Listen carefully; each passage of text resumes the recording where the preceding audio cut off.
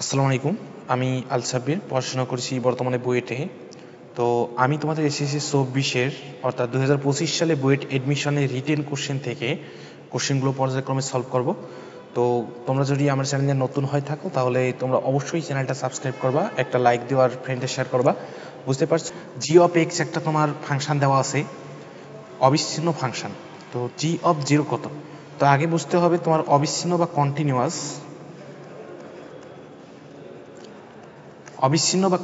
হচ্ছে হওয়ার কন্ডিশনটা কি।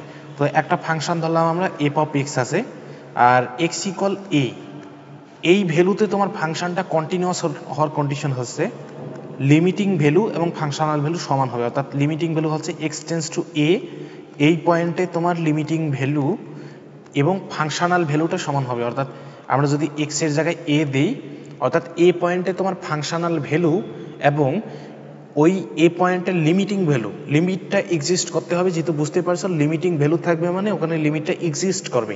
আর লিমিট এক্সিস্ট করার কন্ডিশন কি, আমি যদি বলি, এটা তোমাদের জানার কথা, যদি বলি যে লিমিটিং ভ্যালুটা এখানে আসে, ঠিক আছে, অর্থাৎ লেফট হ্যান্ড লিমিট তোমার সমান হবে, ঠিক আছে, x tends to A minus F of x equal limit x tends to A plus, এটা হচ্ছে right hand limit F of x যদি সমান হয় তাহলে আমরা বুঝতে পারবো এই পয়েন্টে তোমার ফাংশনটার লিমিটিং ভ্যালু আছে, ঠিক আছে।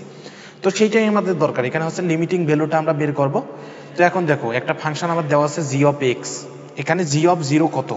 তো জি অফ জিরো যদি আমরা বের করি, দেখো জি অফ জিরো যদি বের করি, এখানে জিরো যদি আমরা সরাসরি ইনপুট দেই তাহলে দেখো নিচে কিন্তু জিরো আসতেছে। তো কোনো কিছুর নিচে জিরো থাকলে তো ইনফিনিটি আসার কথা, ঠিক আছে, কিন্তু ইনফিনিটি এখানে অ্যান্সার হবে না, অ্যান্সার হবে এটা, ঠিক আছে, যদিও মানে এটা আমরা পরবর্তীতে বের করতেছি। তাহলে দেখো আমি যেটা বোঝাতে চাচ্ছি, জি অফ জিরো কিন্তু আমরা এভাবে সরাসরি ইনপুট দিয়ে বের করতে পারতেছি না, কারণ এইখানে তোমার একটা লিমিটিং ভ্যালু আছে, ঠিক আছে। এক্স্যাক্ট জিরো পয়েন্টে আমার কোনো ভ্যালু নাই, কিন্তু জিরোর একটু সামনে এবং জিরোর একটু পরে কিন্তু একটা ভ্যালু পাওয়া যাবে। তাহলে দেখো আমরা ওই লিমিটিং ভ্যালুটা কিভাবে বের করব, এফ অফ এ আকারে তো বের করতে পারলাম না, মানে এইটা তোমার ফেল মারলো, তাহলে এইটা দিয়ে আমরা কিন্তু সলভ করব। তাহলে আমরা যেটা কাজ করব, লিমিটিং ভ্যালুটা বের করে নিব। তাহলে দেখো লিমিট এক্স টেন্স টু কত বলছে, জিরো, যেহেতু বলছে আমরা জিরো দিব, আর এখানে হচ্ছে ফাংশনটা নিয়ে নেব।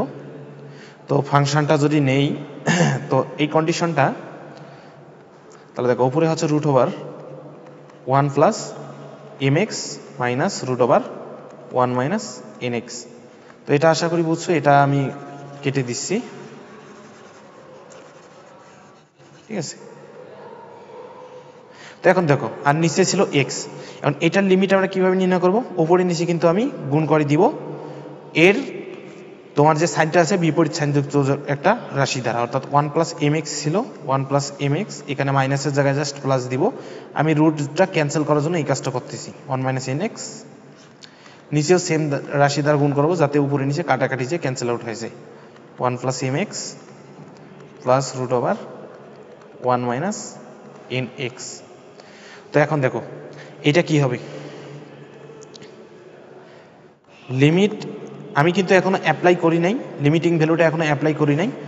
তো যতক্ষণ অ্যাপ্লাই হবে না ততক্ষণ কিন্তু ক্যালকুলেশন চলতে থাকবে। তো দেখো এ প্লাস বি ইন্টু এ মাইনাস বি উপরে হয়ে গেছে, এ স্কোয়ার মাইনাস বি স্কোয়ার যদি আমরা করি, এ স্কোয়ার মাইনাস বি স্কোয়ার অর্থাৎ 1 প্লাস এম এক্স মাইনাস 1, তাহলে যেটা আসতেছে তোমার X into M plus N, উপরে যদি তুমি A square minus B square করো, আর নিচে হচ্ছে এক্স ইন্টু এটা, ঠিক আছে, এই যে root over 1 plus M X plus root over 1 minus N X, এটা আসতেছে।